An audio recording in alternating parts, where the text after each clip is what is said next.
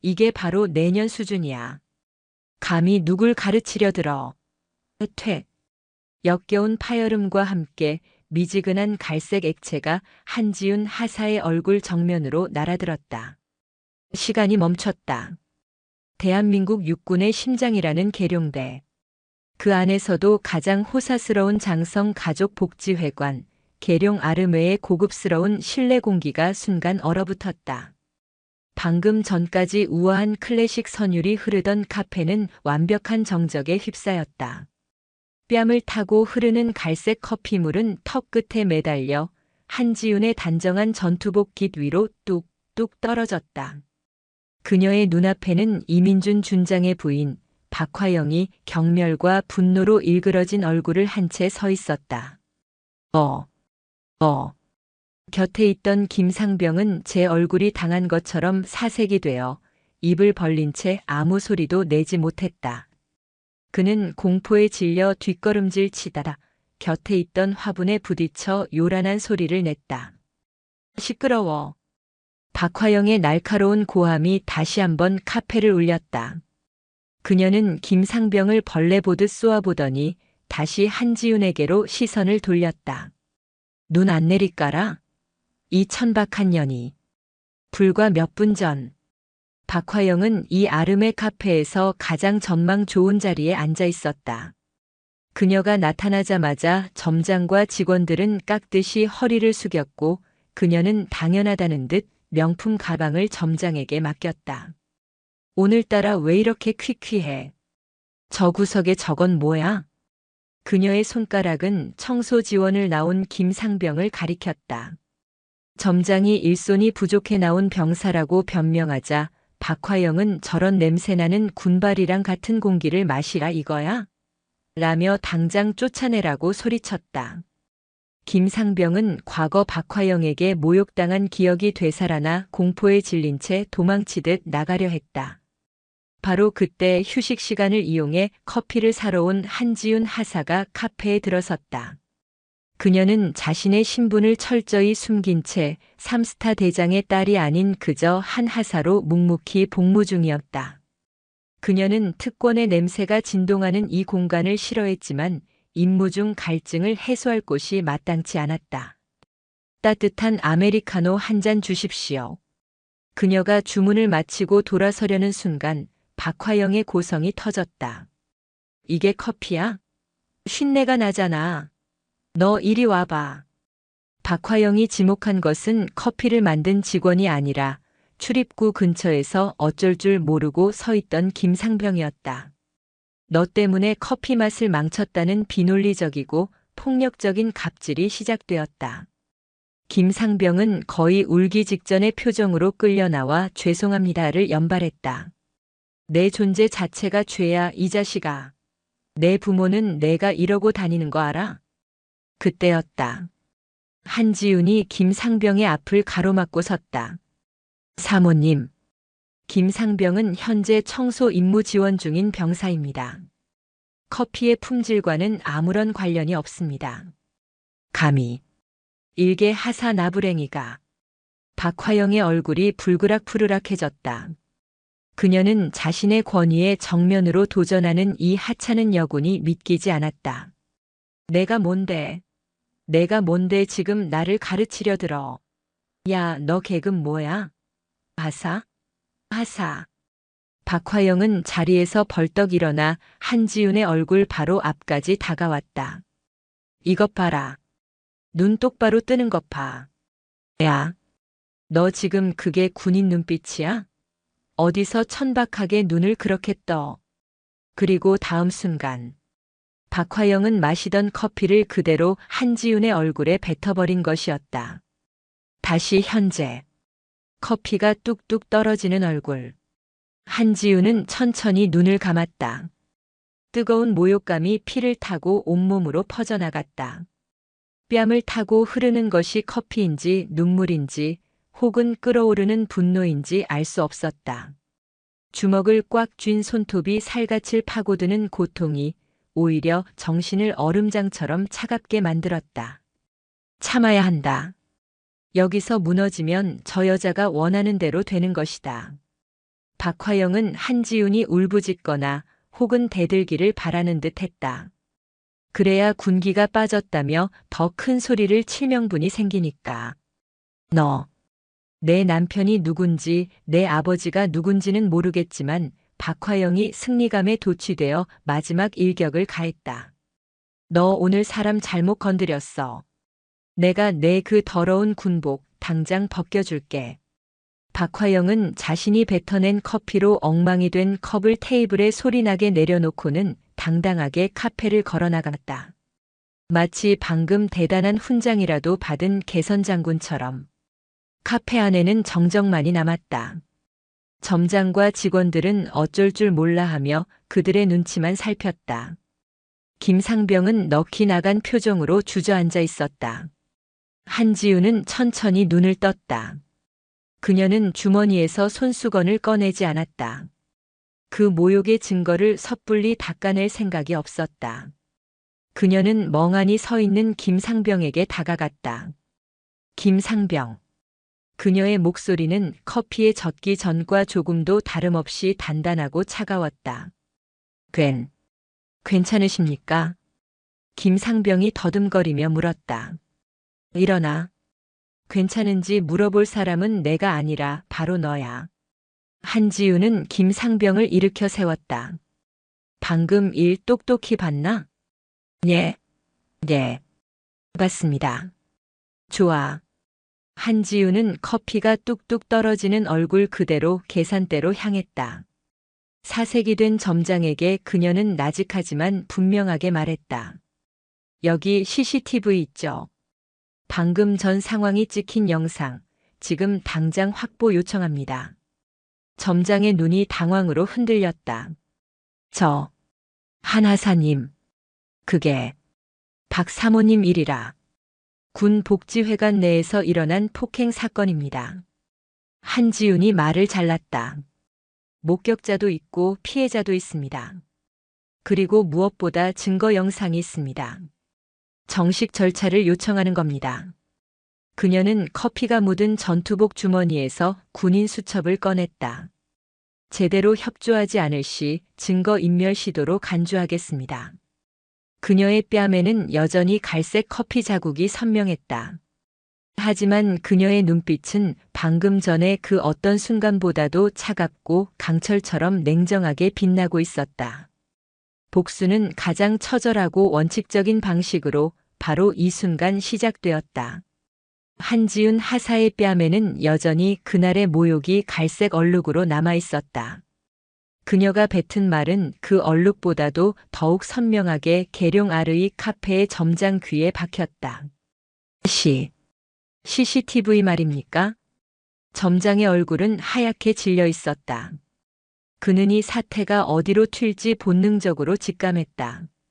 한쪽은 일개 하사, 다른 한쪽은 장군의 부인, 그것도 가장 기세등등하다는 이민준 준장의 부인 박화영. 그에게는 선택지가 없었다. 한하사님, 박 사모님 일이라. 제가 어찌할 수가. 한지우는 점장을 차갑게 바라보았다. 점장님, 저는 지금 사모님의 사생활을 요구하는 것이 아닙니다. 그녀는 목소리를 높이지 않았지만 그 단어 하나하나에 강철 같은 무게가 실려 있었다. 저는 대한민국 육군 복지회관 내부에서 제복을 입은 군인이 민간인에게 폭행당한 사건의 증거 보전을 요청하는 겁니다. 그녀는 전투복 주머니에서 군인 수첩과 펜을 꺼냈다. 현 시간부로 금일 카페 내부를 촬영한 모든 영상 자료에 대한 정식 보전 요청서를 발부합니다. 만약 이 증거가 인멸되거나 훼손될 시 점장님은 증거인멸 교사 및 직무유기 혐의로 함께 조사를 받게 될 것입니다. 아이고. 한하사님. 이것은 제 개인의 감정이 아닙니다. 군법에 따른 절차입니다. 점장은 덜덜 떨리는 손으로 전화기를 들었다. 관리실이죠? 지금 당장 금일. 네, 지금 이 시간까지의 모든 녹화본. 원본 그대로. 예. 봉인하십시오. 아닙니다. 절대 덮었으면 안 됩니다. 한지우는 그제야 시선을 돌려 여전히 구석에서 넋이 나간 채 서 있는 김상병에게 다가갔다. 김상병. 으, 으. 김상병은 그녀의 얼굴에 남은 커피 자국을 보자 마치 자신이 당한 일처럼 치를 떨었다. 공포가 그의 전신을 지배하고 있었다. 일어나. 하사님. 저는 아무것도 못 봤습니다. 아닙니다. 저는 그냥. 김상병. 한지윤의 목소리가 낮아졌다. 그녀는 김상병의 눈을 똑바로 바라보았다. 그 눈에는 어떠한 원망이나 비난도 없었다. 오직 얼음장 같은 결의만 있을 뿐이었다. 나는 내게 거짓 증언을 하라고 강요하지 않는다. 하지만 내가 오늘 본 것, 그리고 내가 과거에 당했던 것, 그것이 사실이라면 너는 진실을 말할 의무가 있다. 하지만 저는 그냥 상병입니다. 박 사모님이 저 하나쯤은, 그래, 너 하나쯤, 나 하나쯤. 한지윤이 그의 말을 받았다. 그래서 저런 인간들이 이 군복을 마음대로 모욕하는 거다. 내가 오늘 눈을 감으면 너는 전역하는 그날까지 저 여자의 노예로 살아야 한다. 아니, 전역해서도 마찬가지야. 내 아들, 내 동생이 군대에 와서 똑같은 일을 당해도 너는 그저 눈을 감으라고 말할 테니까. 김상병의 눈에 눈물이 고였다. 그는 비 오는 날 훈련소로 복귀하던 길에 흙탕물을 튀겼다는 이유로 박화영에게 30분간 내 부모는 너를 이따위로 가르쳤냐는 욕설을 들었던 그날을 떠올렸다. 그는 그때 아무 말도 못했다. 저는 선택은 내 몫이다, 김상병. 한지우는 더 이상 강요하지 않았다. 나는 지금 헌병대로 간다. 내가 오늘 본 것을 내 양심에 따라 진술할 준비가 된다면 이따가 헌병대에서 보자. 한지우는 모욕의 흔적이 그대로 남은 얼굴로, 그러나 그 누구보다도 당당한 걸음으로 아르이 카페를 나섰다. 그녀의 뒤로 김상병이 꽉 깨문 입술 사이로 피맛을 느끼며 서 있었다. 계룡대 내 헌병대 사무실은 정적에 휩싸여 있었다. 당직을 서던 헌병대 중사가 서류를 넘기다 말고 눈앞의 여군을 믿을 수 없다는 듯이 바라보았다. 그러니까 다시 한번 말씀해 보시겠습니까, 한하사. 육군 하사 한지윤. 금일 14시경 복지회관 아르이 카페에서 민간인 박화영 씨에게 폭행 및 모욕을 당했음을 정식으로 고소합니다. 한지윤은 얼룩진 전투복 차림 그대로였다. 그녀는 그 옷을 갈아입지 않았다.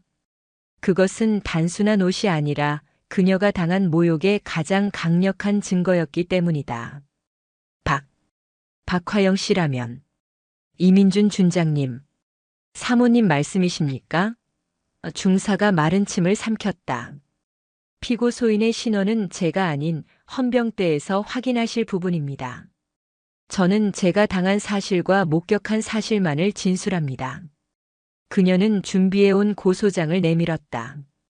그곳에는 폭행의 시간, 장소, 행위가 육하원칙에 따라 건조하고 정확하게 기술되어 있었다. 사건 경위는 이렇습니다. 피고 소인은 사소한 트집으로 김상병을 모욕하였고 제가 이를 제지하자 저에게 천박한 년이라는 욕설과 함께 마시던 커피를 얼굴에 뱉었습니다. 이는 명백한 폭행입니다.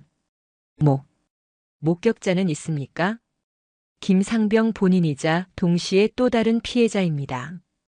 또한 카페 내부 CCTV 영상 확보를 요청하여 점장에게 보전 명령을 전달한 상태입니다. 즉각 압수수색하여 증거를 확보해 주시기 바랍니다. 중사는 등줄기에서 식은땀이 흐르는 것을 느꼈다. 이건 보통 일이 아니었다. 일개 하사가 현역 준장의 부인을 고소했다. 그것도 폭행으로. 한 하사. 이게 정말 이렇게까지 할 일입니까? 물론 사모님이 잘못하셨겠지만 좋게 해결할 수도 있지 않습니까? 상부에서는 중사님. 한지윤의 목소리가 그의 말을 잘랐다. 군인이 군인에게 폭행당해도 좋게 해결하십니까? 계급이 높으면 혹은 계급 높은 사람의 가족이면 군법 위에 존재합니까? 저는 지금 사적인 감정으로 이 자리에 온 것이 아닙니다. 대한민국 군인으로서 군의 기강을 바로잡기 위해 정식 절차를 밟고 있는 것입니다. 그녀의 눈빛은 흔들림이 없었다. 중사는 더 이상 아무 말도 할 수 없었다. 그는 이 하사가 혹은 이 고소장이 자신의 선에서 감당할 수 있는 것이 아님을 깨달았다. 그는 떨리는 손으로 수화기를 들었다. 헌병대장, 아니 그보다 더 위로. 이 보고는 지금 당장 올라가야 했다. 알겠습니다. 고소장 정식으로 접수하겠습니다. 한지윤은 경례를 붙였다. 감사합니다. 공정한 수사를 기대하겠습니다. 충성. 헌병대 사무실을 나온 한지윤은 비로소 크게 숨을 내쉬었다. 하늘은 이상하리만치 파랗고 높았다. 그녀는 전투복 소매로 뺨에 말라붙은 커피 자국을 거칠게 닦아냈다. 그러나 그녀의 마음속에 새겨진 모욕은 이제 막 타오르기 시작한 복수의 불꽃을 더욱 거세게 만들 뿐이었다. 그녀는 아버지에게 전화하지 않았다. 이 싸움은 오롯이 군인 한지윤의 싸움이어야 했다. 보고는 폭탄처럼 전해졌다. 계룡대 헌병대장의 사무실을 거쳐 육군 본부 법무실, 그리고 마침내 육군 참모총장 직무실의 옆 육군 대장 한강철의 집무실에 도달했다. 대장님. 부관으로 있는 이 대령이 평소와 달리 극도로 긴장한 얼굴로 결제 서류가 아닌 사건 보고서를 내밀었다. 이게 뭔가? 한강철 대장은 거대한 집무실 책상에 앉아 산더미 같은 서류를 처리하던 중이었다. 그의 얼굴에는 피곤함이 묻어났지만 그 눈빛만은 여전히 서슬퍼런 칼날 같았다. 헌병대에서 올라온 특이사항 보고입니다. 대장님께서 직접 보셔야 할 것 같습니다. 한강철은 미간을 찌푸렸다. 그가 직접 봐야 할 정도의 일이라면 보통의 군 기강 해이 사건이 아니라는 뜻이었다. 그는 서류를 받아들었다. 군 장성 가족에 의한 폭행 및 모욕 사건 보고. 그의 눈이 가늘어졌다.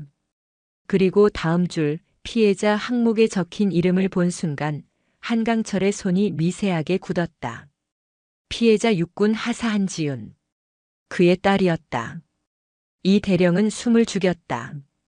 그는 한강철 대장이 이 보고서를 보고 어떤 반응을 보일지 두려웠다.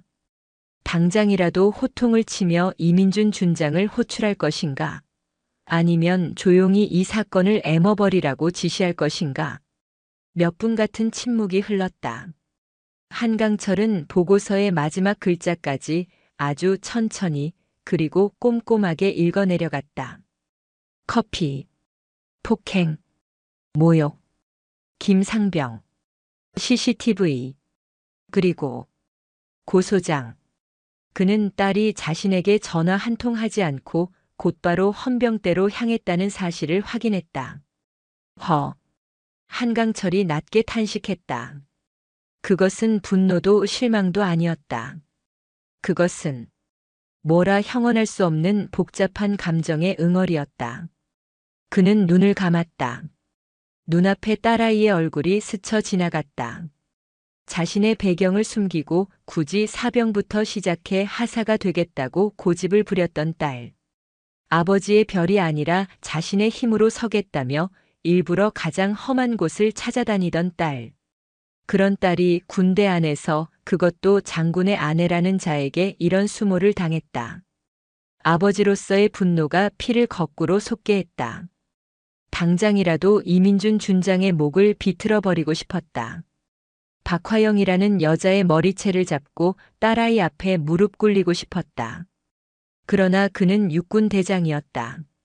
한강철은 천천히 눈을 떴다. 그의 눈에 이글거리던 사적인 분노는 사라지고 오직 군을 통수하는 지휘관의 차가운 이성만이 남았다. 헌병대장, 지금 당장 내 방으로 오라고 하게. 예, 알겠습니다. 그리고 이민준 준장에게는 아직 아무 말도 하지 말게. 예. 이 사건은 한강철이 보고서를 책상에 내려놓으며 말했다. 그의 목소리는 얼음처럼 차가웠다. 내 딸 한지윤의 사건이 아니다. 그는 자리에서 일어나 창밖을 바라보았다. 이것은 대한민국 육군이 일개 준장 부인에게 뺨을 맞은 사건이다. 잠시 후 헌병대장이 사색이 된 얼굴로 한강철의 집무실에 들어섰다. 충성. 대장님 부르셨습니까? 보고서 봤네. 한강철은 뒤돌아보지 않고 말했다. 송구스럽습니다. 송구할 것 없네. 자네가 잘못한 게 아니니까. 다만 한강철이 천천히 돌아서며 헌병대장을 노려보았다. 지금부터 자네가 어떻게 하느냐에 따라 자네의 군 생활은 물론 이 육군의 명예가 달렸다. 명령만 내려주십시오. 명령은 하나야. 한강철은 책상으로 돌아와 보고서 위에 손을 얹었다. 법과 원칙대로 그 어떤 성역도 그 어떤 예외도 없이 엄정하게 수사하게. 예, 알겠습니다. 피해자가 내 딸이라서가 아닐세. 한강철의 목소리가 낮아졌다. 피해자가 내 딸이기 때문에 더더욱 원칙대로 해야 하네. 만약 내가 이 일에 사적인 감정을 개입시키는 순간 우리는 저 오만한 준장 부인과 다를 바 없는 인간들이 되는 거야. 피해자가 두려움 없이 진술할 수 있도록 완벽하게 보호하고 피고 소인이 증거를 인멸하거나 외부 압력을 행사하지 못하도록 철저하게 감시하게. 관련자 전원 그 누구도 예외 없이 소환 조사하게. 하지만 이민준 준장님은 이민준 준장이 이 일에 개입하려 한다면 한강철의 눈이 번뜩였다. 그것이 바로 직권남용의 증거가 될 걸세. 그 또한 수사 대상에서 예외가 아니라는 뜻이야. 알겠나? 예, 명심하겠습니다. 헌병대장이 격앙된 표정으로 집무실을 나갔다. 한강철 대장의 성역 없는 수사 지시는 빛의 속도로 헌병대 수사팀에 전달되었다. 이것은 단순한 폭행 사건이 아니었다. 군의 썩은 환부를 도려낼 대장의 칼날이 움직이기 시작한 것이다. 같은 시각 서울 한남동의 호화로운 빌라. 박화영은 방금 전 아르이 카페에서 있었던 일을 떠올리며 여전히 분이 풀리지 않는다는 듯 거친 숨을 몰아쉬고 있었다. 미친년. 감히 하사 나부랭이가. 어디서 눈을 똑바로 뜨고. 그녀는 바닥에 침을 뱉고 싶은 것을 겨우 참았다. 그때 남편인 이민준 준장에게서 전화가 걸려왔다. 자기야. 나 오늘 속 뒤집어져서 죽는 줄 알았어. 계룡대의 웬 미친 엑스이. 당신. 지금 어디야? 수화기 너머로 들려오는 남편의 목소리가 심상치 않았다. 늘 여유롭고 느긋하던 목소리가 아니었다. 날카롭고 잔뜩 화가 나 있었다. 나? 집이지. 왜? 무슨 일 있어? 무슨 일 있냐고. 당신 지금 무슨 짓을 하고 돌아다니는 거야? 복지회관에서. 하사관한테. 커피를 뱉어? 박화영의 심장이 덜컥 내려앉았다. 어떻게 알았어? 아니, 그게 아니라 그년이 먼저 나한테. 닥쳐. 이민준 준장의 고함 소리에 박화영은 귀를 의심했다. 그 하사 이름이 한지윤이라고. 그 여자가 지금 당신을 폭행죄로 헌병대에 정식 고소했어. 뭐? 고소? 미쳤나봐, 인연이. 하사 따위가 어딜 감히. 자기야, 당장 그년 군복 벗겨. 아니, 영창에 쳐넣어. 하극상 아니야, 이거? 하극상은 무슨. 당신은 민간인이잖아. 정신 차려. 지금 그 고소장이 헌병대장을 거쳐서 한강철 대장에게까지 보고가 들어갔다는 소문이 돌아. 한강철 대장? 박화영은 그 이름이 누군지 잠시 생각해야 했다. 그리고 깨달았다. 3스타. 육군의 실질적인 넘버 2. 아니, 고작 하사년 하나가 커피 좀 맞았다고 3스타한테까지 보고가 가? 그게 말이 돼? 말이 되게 생겼으니까 하는 말이잖아. 이민준의 목소리는 절망에 가까웠다. 당신 도대체 일을 어떻게 해? 그 한지훈이라는 하사가 누군지 알아? 누구긴 그냥 재수 없는 년이지. 그 한지훈 하사가 한강철 대장 외동딸이야. 이 멍청한 여자야. 뭐라고? 박화영의 손에서 휴대전화가 미끄러져 떨어졌다. 이민준 준장의 집무실은 냉골이었다. 방금 전 아내와의 통화가 끝나고 그는 얼음물이라도 뒤집어 쓴 듯 온몸이 차갑게 식어 있었다. 한강철 대장의 딸. 그는 이가 갈렸다. 아내의 어리석음에 대한 분노가 아니었다. 하필이면 왜 그 수많은 사람 중에 한강철 대장의 딸이란 말인가. 그는 육군 내에서 한강철이라는 이름이 가지는 무게를 누구보다 잘 알았다. 타협이라고는 모르는 원칙주의자. 자신의 아들에게조차 특혜를 주지 않기 위해 최전방 수색대로 보내버렸다는 일화는 유명했다. 그런 자의 딸을 아내가 그것도 가장 모욕적인 방식으로 건드렸다. 끝이다. 이대로면 내 군 생활도 끝이다. 이민주는 본능적으로 전화기를 들었다. 육군 본부에 포진한 자신의 동기들, 선배들에게 전화를 걸기 시작했다. 나 민준일세. 자네, 혹시 뭐 들은 거 있나? 그러나 수화기 너머의 반응은 싸늘했다. 이준장, 자네 지금 제정신인가? 이 와중에 나한테 전화를 해? 아니, 그게 아니고 집사람이 실수를 좀. 실수? 한강철 대장 딸 얼굴에 커피 뱉은 게 실수인가? 이 사람아, 지금 대장님이 성역 없는 수사를 지시했네. 헌병대가 아주 칼을 갈고 있어. 당분간 나한테 연락하지 말게. 끊어. 딸깍. 다음 전화도 마찬가지였다. 미안하네. 내가 지금 바빠서. 나중에 통화하세. 여보게. 자네. 딸깍. 그가 그동안 쌓아 올렸다고 믿었던 인맥과 연줄이 마치 신기루처럼 사라지고 있었다. 한강철이라는 거대한 이름 앞에서 모두가 몸을 사리고 있었다. 그에게 손을 내밀어주는 사람은 아무도 없었다. 그는 완벽하게 고립되었다. 빌어먹을. 이민주는 책상을 주먹으로 내리쳤다. 이대로 무너질 수는 없었다. 그는 아내 박화영에게 다시 전화를 걸었다.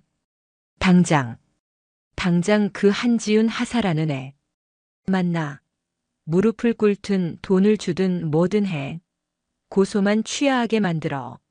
그게 당신이 살 길이고 내가 사는 길이야. 한강철 대장의 지시가 떨어진 헌병대는 마치 잘 벼린 칼날처럼 움직였다. 수사팀은 즉각 아르이 카페의 CCTV 원본 영상을 확보했다. 화질은 선명했다. 박화영이 김상병에게 삿대질을 하는 모습, 한지훈이 막아서는 모습, 그리고 박화영이 망설임 없이 커피를 그녀의 얼굴에 뱉어버리는 그 끔찍한 순간까지. 소리는 녹음되지 않았지만 그 자체로 완벽한 증거였다. 이건 명백한 폭행입니다. 수사관이 입술을 깨물었다. 피해자 진술 확보했나? 한지훈 하사 진술은 확보했습니다. 목격자. 김상병, 지금 대면 조사 중입니다. 조사실. 김상병은 물 한 모금도 제대로 삼키지 못하고 덜덜 떨고 있었다. 김상병. 긴장할 것 없다. 우리는 자네를 처벌하러 온 게 아니야. 자네가 본 것을 들은 것을 그대로 말해주면 된다. 수사관의 따뜻한 말에도 김상병은 입을 열지 못했다. 그에게 박화영은 여전히 공포 그 자체였다. 만약 제가 사실대로 말했다가 박 사모님이 자네를 보호할 거다. 수사관이 단호하게 말했다. 이 수사는 한강철 대장님께서 직접 원칙대로 지시하신 사항이다. 그 누구도 자네에게 보복하지 못하도록 군이 자네를 보호할 거란 말이다. 네. 대장님. 그 말에 김상병의 눈이 흔들렸다. 그리고 그는 한지훈 하사가 했던 말을 떠올렸다. 내가 오늘 눈을 감으면 너는 평생 노예처럼 살아야 한다. 김상병은 눈을 감았다. 그리고 천천히 입을 열었다. 봤습니다. 다 봤습니다. 사모님이 한 하사님 얼굴에 커피를 뱉었습니다. 그것뿐인가? 우리는 자네가 과거에도 박화영 씨에게 부당한 대우를 받았다는 진술을 확보했다. 사실인가? 김상병은 잠시 망설였다. 이것은 판도라의 상자였다. 사실입니다. 자세히 말해보게. 김상병의 입이 열리기 시작했다. 마치 댐이 무너지듯 그동안 억눌려왔던 울분과 공포가 터져나왔다. 비 오는 날 흙탕물을 튀겼다고 길바닥에서 30분 동안 욕을 먹었습니다. 부모님 욕까지. 또 제가 사모님 댁에 한남동에 가서 개를 산책시키라는 지시를 받았습니다. 뭐라고? 수사관의 눈이 커졌다. 병사를 사적으로 거절했습니다. 훈련소 복귀해야 한다고. 그랬더니 그날부터 그의 진술은 시작에 불과했다. 수사팀은 김상병의 진술을 토대로 이민준 준장 부대의 운전병들과 행정병들을 비공개로 소환 조사하기 시작했다. 그리고 썩은 내가 진동하는 진실들이 쏟아져 나오기 시작했다. 운전병 일동 박화영 사모님, 서울 시내 백화점 쇼핑 피부과, 심지어 아드님 여자친구 만나는 자리에까지 전부 관용차로 모셨습니다. 운행 일지에는 부대 복지 점검이라고 허위로 기재하라고, 행정병 일동 복지회관에서 샘플 명목으로 가져간 와인 고급 식자재 전부 사모님 댁으로 갔습니다. 장부상으로는 공식 만찬용으로 처리했습니다. 이 모든 것을 이민준 준장은 알고 있었나? 모르실 리가 없습니다. 운행일지, 물품 반출 전부 이민준 준장님 결재가 있어야 가능합니다. 오히려 저희에게 사모님 잘 모셔라. 사모님 심기 건드리지 말라고. 입버릇처럼 수사관들은 서로의 얼굴을 바라보았다. 이것은 단순한 준장 부인의 갑질 폭행 사건이 아니었다. 현역 장성이 자신의 권력을 사적으로 남용하고 군수품을 횡령하며 병사들을 산호비처럼 부린 거대한 군 기강 문란 및 직권 남용 사건이었다.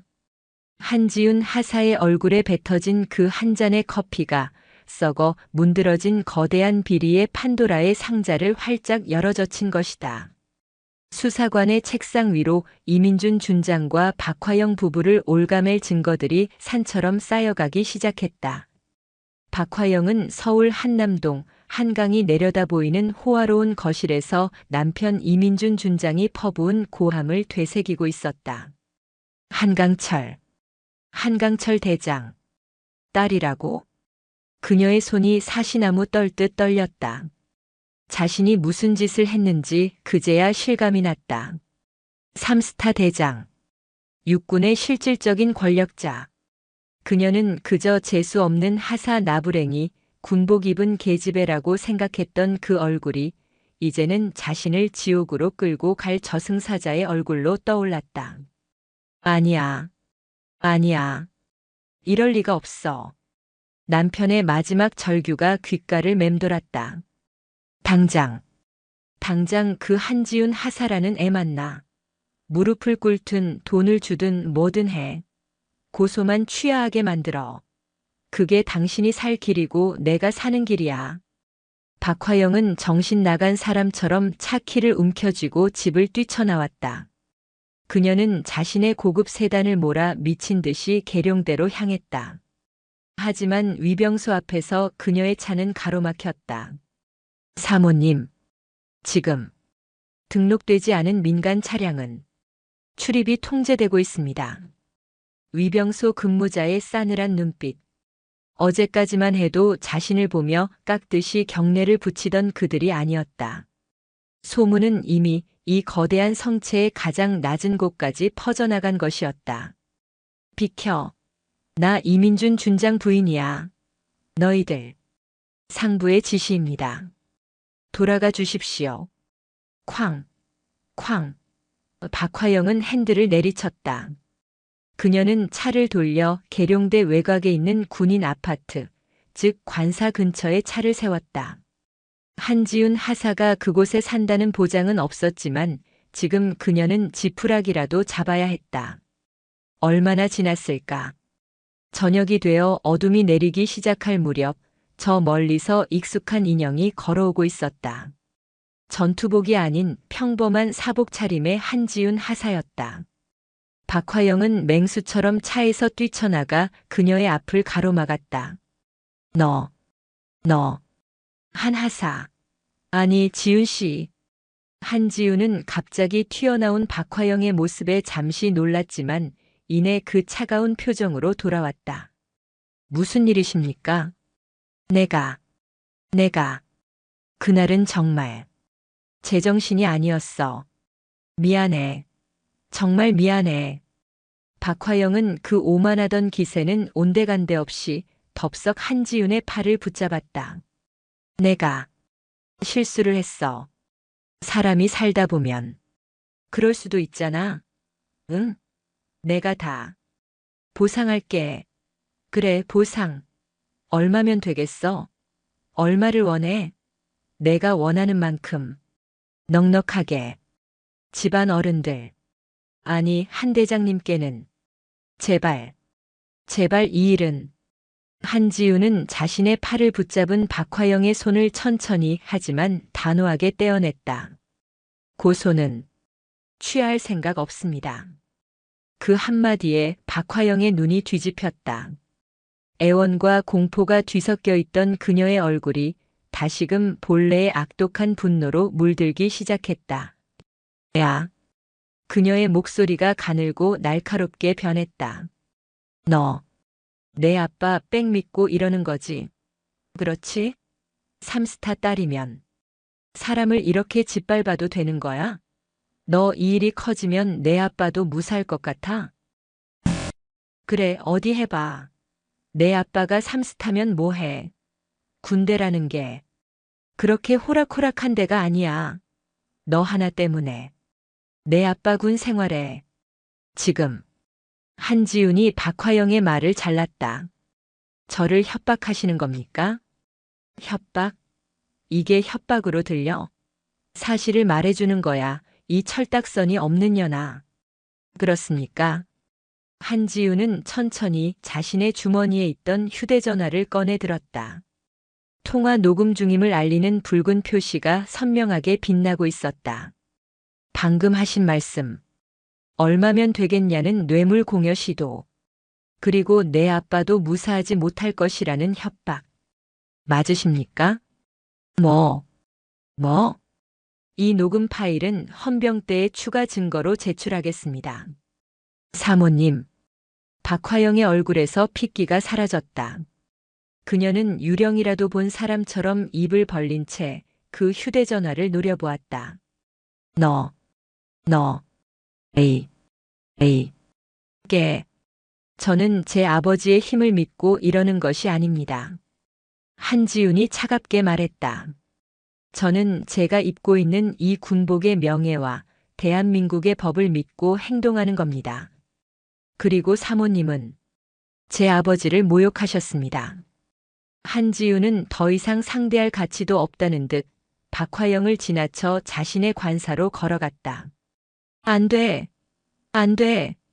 거기서 서라고. 박화영의 절규가 어둠 속에 울려 퍼졌다. 그녀는 다리가 풀려 그 자리에 주저앉았다. 그리곤 미친 사람처럼 울부짖으며 남편에게 전화를 걸었다. 여보, 여보, 으아앙. 그년이 내 말을 녹음했어. 그 미친년이. 같은 시각 이민준 준장의 집무실. 그는 아내의 절규를 들으며 수화기를 든 채 그대로 얼어붙었다. 그는 이미 자신의 인맥이 모두 끊겼다는 것을 확인한 후였다. 그리고 이제 아내가 마지막 남은 퇴로까지 불태워버렸다. 뇌물 공여 시도, 협박. 그가 절망감에 수화기를 내려놓으려던 바로 그 순간. 똑똑. 노크 소리와 함께 집무실 문이 열렸다. 차가운 얼굴에 헌병대 수사관 2명이 굳은 표정으로 들어섰다. 이민준 준장님. 수사관이 잠시 망설이다가 공식적인 용어를 사용했다. 금일부로 준장님을 직권 남용 및 업무상 횡령 혐의에 피의자 신분으로 정식 소환 조사함을 통보합니다. 이민준의 손에서 수화기가 바닥으로 떨어져 박살났다. 그의 세상도 그렇게 박살나고 있었다. 군 검찰의 조사실은 육군 본부의 그 어떤 방보다도 차갑고 건조했다. 이민준 준장은 어깨에 달린 별이 무겁다는 것을 생전 처음 느끼며 젊은 군 검사 박소령의 맞은편에 앉아 있었다. 그는 마지막 자존심을 붙들고 있었다. 내가 누군지 알고 일개 하사관 하나 때문에 이 육군 준장을 이런 식으로 모욕해도 되는 거요? 박소령은 안경을 고쳤으며 서류 뭉치를 책상 위에 툭 소리나게 내려놓았다. 모욕은 한지훈 하사와 김상병이 당했습니다, 준장님. 그는 준장님이라는 호칭을 썼지만 그 말투에는 일말의 존경심도 담겨 있지 않았다. 지금부터는 계급장 잠시 떼시고 피의자 이민준 씨로서 대답해 주시길 바랍니다. 피의자? 부르시죠. 박소령은 조사실 화면에 아르이 카페의 CCTV 영상을 재생했다. 소리 없는 화면 속에서 아내 박화영이 한지훈의 얼굴에 커피를 뱉는 장면이 선명하게 흘러나왔다. 이민준은 눈을 질끈 감았다. 부인께서는 이 행위로 인해 특수폭행 혐의로 민간 검찰에 기소 의견 송치될 예정입니다. 그건 내 집사람이. 물론이죠. 박소령이 말을 잘랐다. 그래서 이것부터 보겠습니다. 그는 다음 자료를 화면에 띄웠다. 그것은 이민준 준장 부대의 관용차 운행 일지였다. 이 허위 운행 일지 결재란에 준장님 친필 사인이 있습니다. 맞습니까? 같은 시간 운전병의 진술에 따르면 준장님은 부대 복지 점검이 아니라 한남동 자택에서 사모님을 태워 청담동의 한 백화점으로 이동했습니다. 그건 운전병 녀석이 운전병 탓입니까? 박소령은 다음 자료를 넘겼다. 그럼 이건 어떻습니까?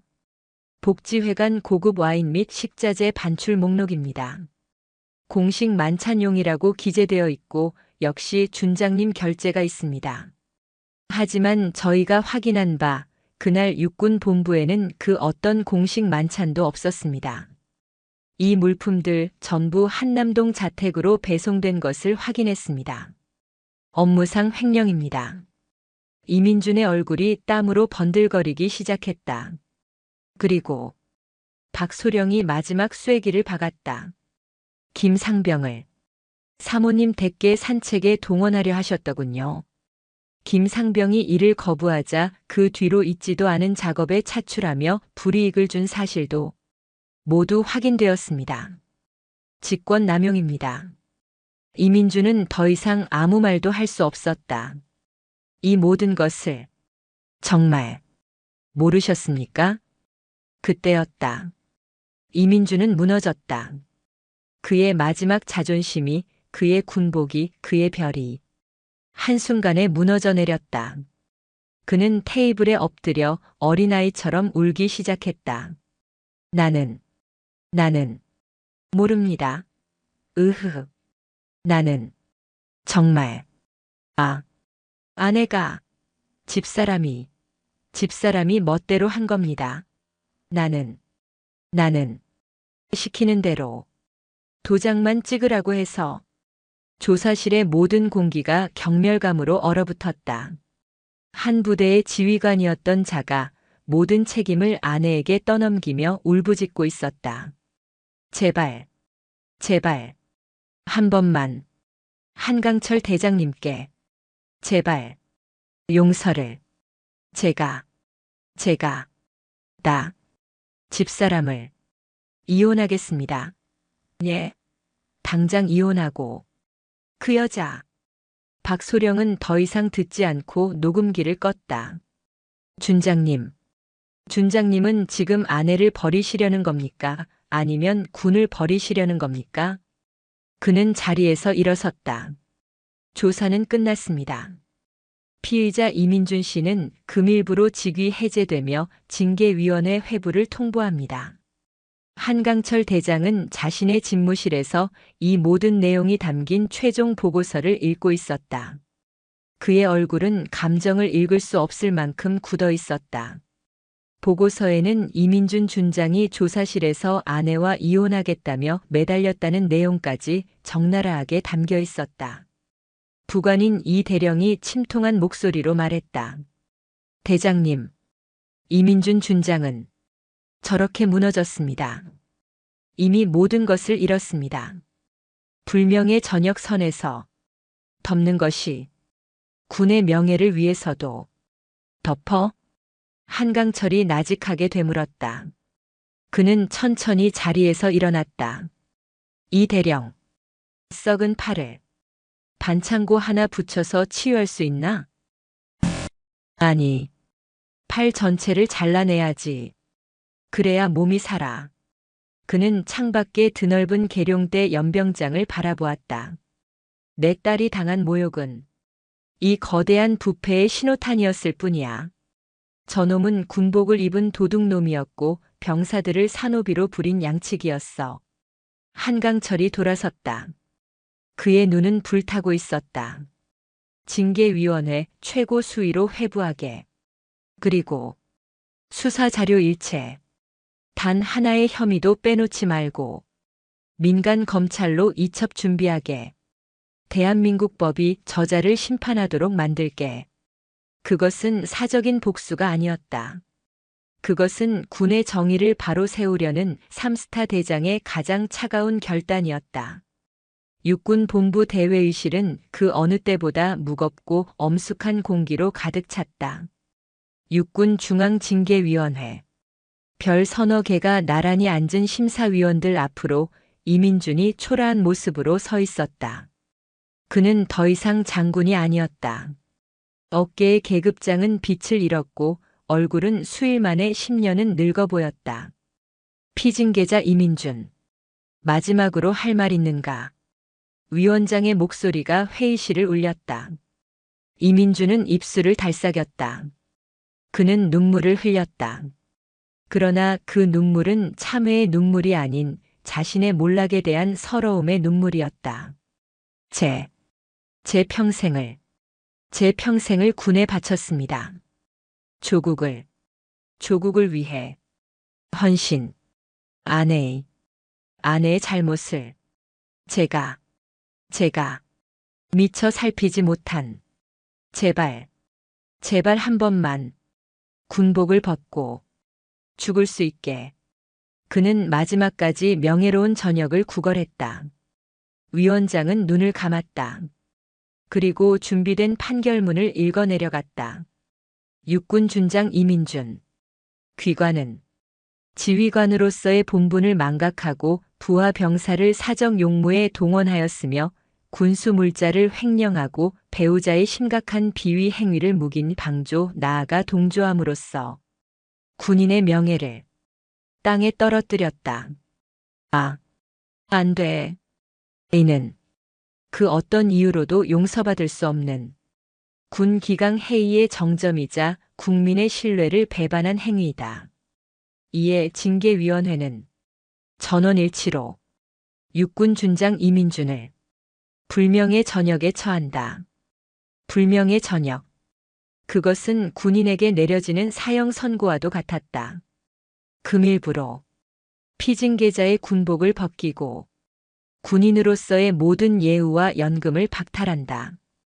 또한 위원회는 피징계자의 직권 남용 및 횡령 혐의에 대한 수사 자료 일체를 민간 검찰에 이첩할 것을 의결한다.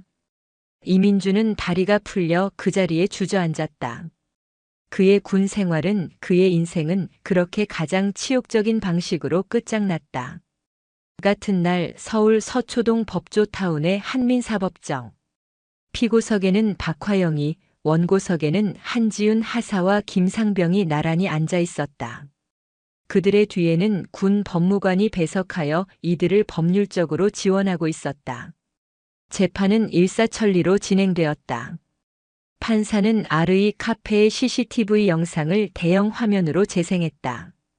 법정 안에 있던 모든 방청객들이 박화영이 한지훈의 얼굴에 커피를 뱉는 그 경악스러운 장면을 똑똑히 목격했다. 피고 박화영. 저 영상. 아니에요. 전현이 먼저 나를 모욕. 판사는 망치를 내리쳤다. 정숙. 피고는 발언권을 얻었을 때만 말하시오. 이어서 한지훈이 제출한 녹음 파일이 재생되었다. 얼마면 되겠어? 응? 넉넉하게. 너 이 일이 커지면 내 아빠도 무사할 것 같아? 박화영은 비명을 질렀다. 꺼. 당장 꺼. 저건 함정이야. 판사는 차가운 눈으로 박화영을 바라보았다. 그리고 판결문을 읽기 시작했다. 피고 박화영의 행위는 피해자들의 군인으로서의 명예는 물론 한 인간으로서의 존엄성을 명백히 훼손한 악의적인 폭행이다. 또한 자신의 잘못을 반성하기는커녕 피해자들에게 뇌물 공여를 시도하고 피해자의 가족을 언급하며 협박한 바, 그 죄질이 매우 불량하다. 이에 재판부는 피고 박화영은 원고 한지훈 하사에게 위자료 1억 원을, 원고 김상병에게 위자료 5천만 원의 손해배상금을 즉시 지급할 것을 명령한다. 뭐라고? 1억 5천만 원. 박화영이 명품 가방 몇 개 값으로 치부할 수도 있었겠지만 판사의 말은 끝나지 않았다. 또한 피고와 그 배우자 이민준이 공모한 군 물품 횡령 혐의에 대해서는 별도 형사 재판이 진행 중임을 감안하여 원고들의 손해배상금 지급을 담보하기 위해 피고와 이민준의 공동재산인 서울 용산구 한남동 소재의 주택을 가압류한다. 안 돼. 안 돼. 그 집은 안 돼. 내 집이야. 박화영은 법정 경위들에게 끌려나가며 발악했다. 그녀가 법원 청사 밖으로 끌려나오자 기다렸다는 듯이 YTN과 JTBC의 카메라 플래시가 일제히 터졌다. 기자들이 마이크를 들이밀었다. 박화영 씨, 1억 5천만 원 배상 판결. 심경이 어떠십니까? 남편. 이민준 준장의 불명예 전역에 대해 한 말씀 해주시죠. 군 물품 횡령 혐의 인정하십니까? 한남동 자택이 가압류됐는데 앞으로 어디서 지내실 겁니까? 비키라고. 이 천박한 것들. 내가 누군지 알아. 이거 나.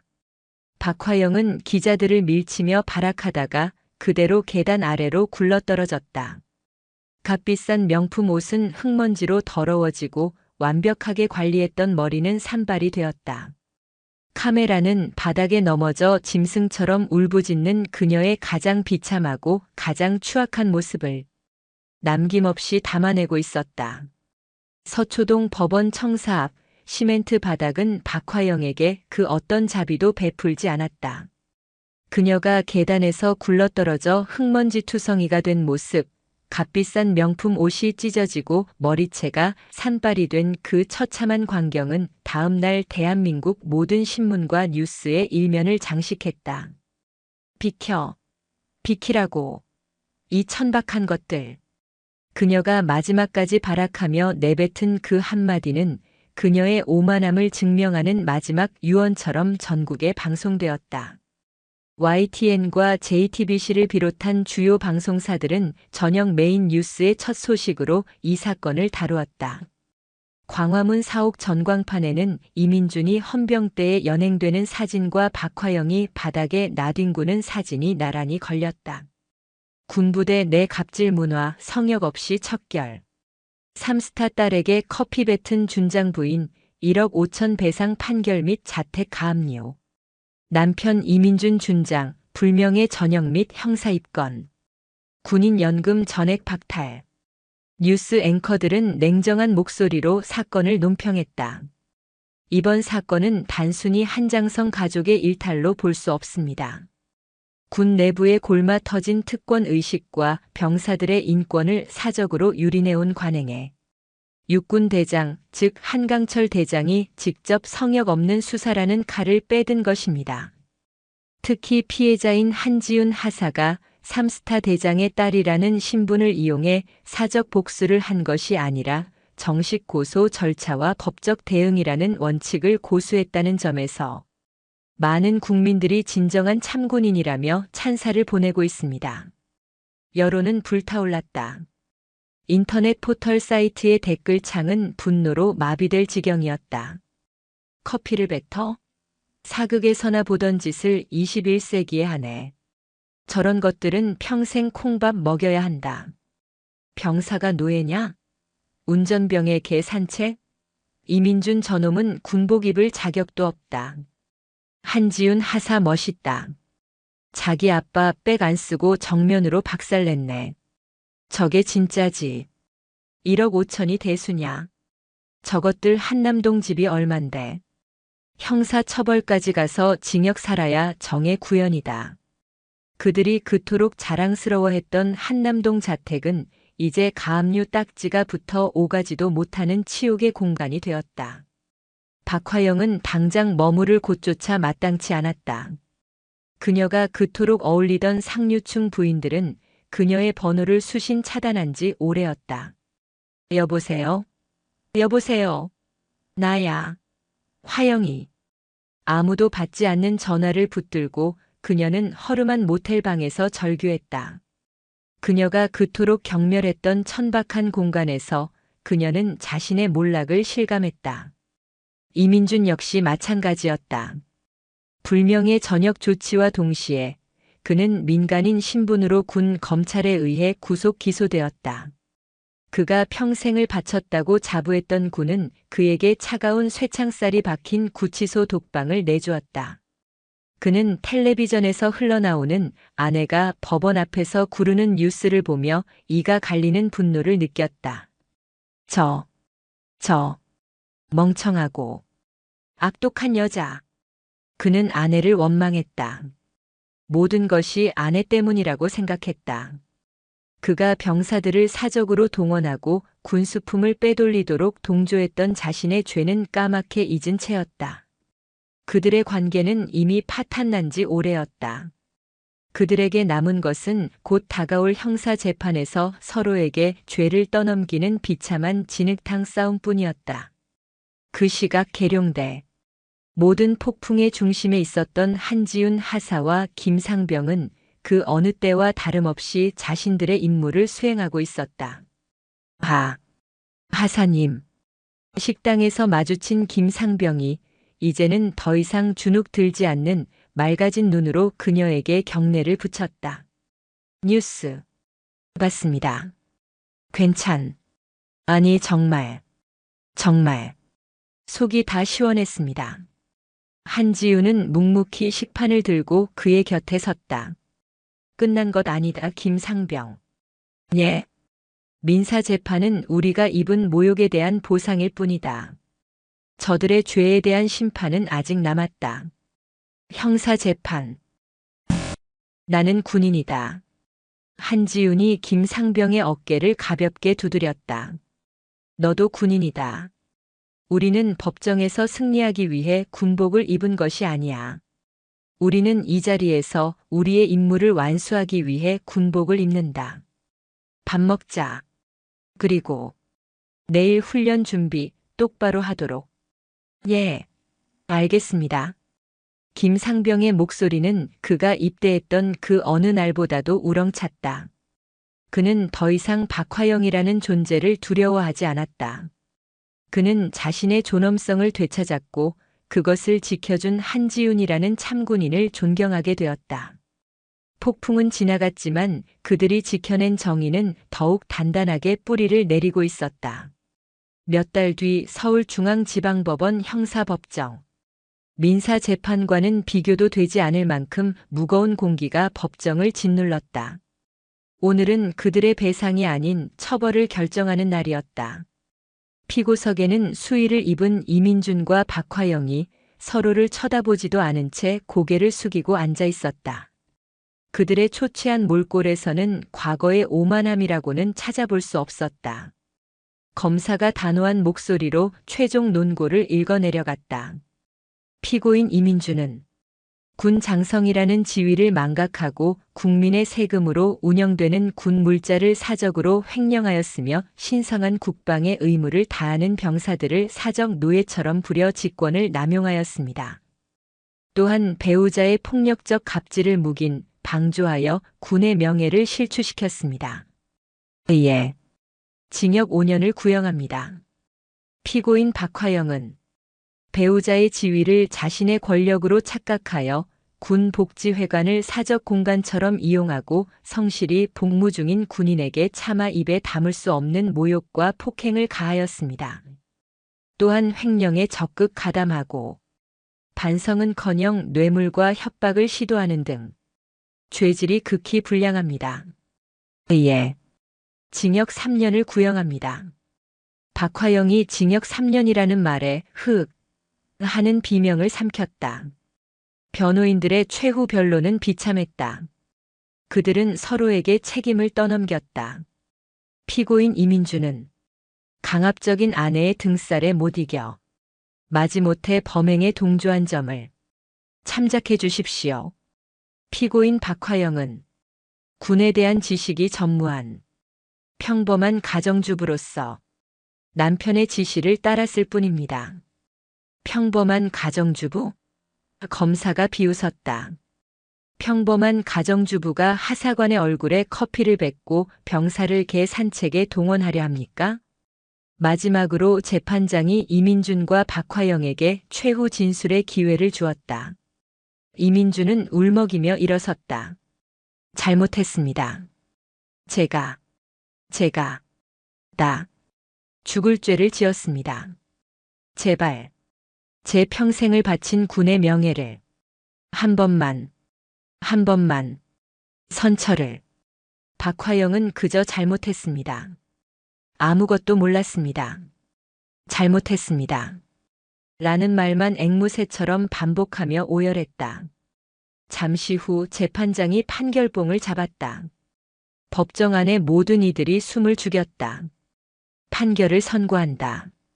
재판장의 목소리는 얼음장 같았다. 피고인 이민준.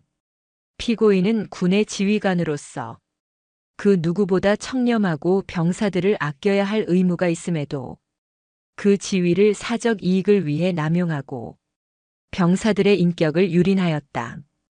또한 법정에 이르러서까지 모든 책임을 배우자에게 떠넘기는 등 반성의 기미가 보이지 않는다. 예. 피고인 이민준을 업무상 횡령 및 직권 남용 혐의로 징역 3년에 처한다. 징역 3년. 실형이었다. 이민준의 어깨가 완전히 무너져 내렸다. 재판장은 박화영을 바라보았다. 피고인 박화영. 피고인은 군인이 아님에도 군부대 내에서 무소불위의 권력을 휘두르며 자신의 하찮은 감정을 배설하기 위해 타인의 존엄성을 무참히 짓밟았다. 이는 특수폭행에 준하는 매우 악질적인 범죄이다. 또한 횡령의 공범으로서 그 이익을 고스란히 누렸음에도 아무것도 몰랐다는 비겁한 변명으로 일관하고 있다. 이에 피고인 박화영을 폭행 및 업무상 횡령 공모 혐의로 징역 1년 6개월에 처한다. 박화영은 그 자리에 실신하듯 쓰러졌다. 재판장이 판결봉을 세차게 내리쳤다. 두 피고인을 법정 구속한다. 교도관들이 즉시 피고석으로 다가와 쓰러진 박화영을 일으켜 세우고 넋이 나간 이민준의 팔을 붙잡아 수갑을 채웠다. 안 돼. 안 돼. 나는 억울해. 여보, 당신이 말해. 내가 아니잖아.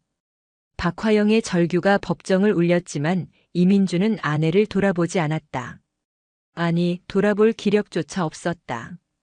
방청석에서 이 모든 것을 지켜보던 한지윤과 김상병은 말없이 일어섰다. 그들의 얼굴에는 기쁨이나 환호가 아닌 그저 무거운 안도감이 감돌았다. 법원 청사를 나서자 눈부신 햇살이 쏟아졌다. 김상병. 예, 한하사님. 끝났다. 김상병은 한지윤을 바라보다가 갑자기 눈물을 왈칵 쏟아냈다. 그동안 억눌러왔던 공포, 분노, 그리고 마침내 찾아온 해방감. 하사님, 정말 감사합니다. 한지윤은 그의 어깨를 두드렸다. 내가 한 게 아니다. 내가 해낸 거야, 김상병. 내가 두려움을 이기고 진실을 말했기 때문이다. 그것이 저들을 심판한 거다. 김상병은 눈물을 닦고 한지윤을 향해 섰다. 그리고는 군에 입대해서 배운 가장 완벽하고 힘찬 거수 경례를 붙였다. 충성. 한지윤도 그를 마주보고 완벽한 자세로 경례를 받았다. 그것은 계급을 넘어선 인간 대 인간으로서의, 그리고 군인 대 군인으로서의 가장 깊은 존중의 표시였다. 썩어 빠진 권력의 사슬은 그렇게 완전히 끊어졌다. 사건이 완전히 종결되고 몇 주가 지났다. 계룡대는 언제나처럼 분주했지만 공기는 분명히 달라져 있었다. 보이지 않는 곳에서 행해지던 부당한 지시들과 특권 의식들이 한지윤 하사 사건 이후로 자취를 감추었다. 병사들의 표정은 밝아졌고 간부들은 서로를 더욱 존중하며 원칙을 지키려 애썼다. 그리고 그 변화의 중심에 선 한지윤 하사를 위한 자리가 마련되었다. 육군 본부 대강당. 육군의 주요 장성들과 수백 명의 장병이 도열한 가운데 연단에는 육군 대장 한강철이 무거운 표정으로 서 있었다. 오늘은 군의 명예를 바로 세운 영웅을 위한 표창 수여식이었다. 육군 하사 한지윤. 한강철 대장의 우렁찬 목소리가 강당을 울렸다. 모든 이의 시선이 집중된 가운데 한지윤 하사가 단상으로 절도 있게 걸어나갔다. 그녀의 전투복은 흠잡을 데 없이 단정했고 그 걸음걸이에는 망설임이 없었다. 그녀는 연단에 올라 아버지이자 자신의 지휘관인 한강철 대장 앞에 섰다. 충성. 한강철은 딸을 바라보았다. 그의 눈빛은 흔들리고 있었지만 그것은 사적인 감정이 아니었다. 그것은 군 선배로서 지휘관으로서 느끼는 뜨거운 자랑스러움이었다. 그는 옆에 부관이 들고 온 표창장과 훈장을 받아들었다. 그리고 마이크를 잡고 그 내용을 천천히 힘주어 읽어내려갔다. 표창장. 육군 하사 한지윤. 상기 군인은 자신의 안위보다 군의 명예를 먼저 생각하고 자신의 배경이나 신분을 이용한 사적 복수가 아닌 투철한 군인 정신과 법과 원칙에 입각한 정당한 절차로 군 내부의 썩어버린 부조리를 척결하고 땅에 떨어진 군의 명예를 드높였다. 특히 계급이 아니라 군복을 입은 한 인간으로서의 존엄성이 우리 군의 가장 중요한 가치임을 그 용기 있는 행동으로 증명하였다. 예. 전 장병의 귀감이 되었기에 참군인 표창을 수여함. 한강철 대장은 직접 딸아이의 가슴에 그 빛나는 훈장을 달아주었다. 그리고 두 사람은 다시 한번 서로를 마주보았다. 그들은 아버지와 딸이 아니었다. 육군 대장과 육군 하사. 그들은 오직 군인 대 군인으로서 가장 완벽한 경례를 나누었다. 한지훈의 눈에는 그날 카페에서 흘러내리던 커피 자국 대신 군인으로서의 긍지가 빛나고 있었다. 한강철은 그런 딸의 모습을, 아니, 그런 한지훈 하사의 모습을 그저 묵묵히 그리고 자랑스럽게 바라볼 뿐이었다. 모든 행사가 끝나고 며칠 뒤 부대 연병장. 한지훈 하사가 신병들의 각계 전투 훈련을 지휘하고 있었다. 거기, 자세 똑바로, 고개 들지 마. 그때 저 멀리서 말끔한 사복 차림의 청년 하나가 그녀를 향해 걸어왔다. 한 하사님. 한지훈이 돌아보았다. 김상병, 아니, 이제는 김민준 씨가 된 그였다. 그는 오늘부로 만기 전역을 신고하러 온 참이었다. 신고합니다. 병장 김민준은 금일부로 전역을 받았습니다. 예. 신고합니다. 충성. 한지훈은 그에게 경례 대신 가벼운 미소를 지어 보였다. 수고했다, 김병장. 아니, 김민준 씨. 전부 하사님 덕분입니다. 하사님 아니었으면 저는 아마 평생 그날의 기억 속에서 노예처럼 살았을 겁니다. 아니, 한지훈이 고개를 저었다. 내가 스스로 일어선 거다. 잊지 마라. 내 존엄성은 그 누구도 함부로 짓밟을 수 없는 거다. 그게 군대든 사회든. 예, 명심하겠습니다. 김민주는 다시 한번 허리를 깊이 숙여 인사했다. 정말 감사했습니다. 그는 돌아서서 위병소를 향해 걸어갔다. 그의 발걸음은 이 땅의 그 어떤 청년보다도 굳건하고 당당했다. 한지훈은 그 뒷모습을 잠시 바라보다가 다시 훈련 중인 신병들을 향해 돌아섰다. 자, 훈련 계속한다. 엎드려. 계룡대의 하늘은 그 어느 때보다 높고 푸르렀다. 그 푸른 하늘 아래 자신의 신념을 지켜낸 한지훈 하사가 서 있었다. 그녀의 어깨에 달린 하사 계급장은 불명예스럽게 떨어진 그 어떤 별보다도 더 밝고 더 무겁게 빛나고 있었다. 그것이 바로 이 땅을 지키는 진정한 군인의 무게였다.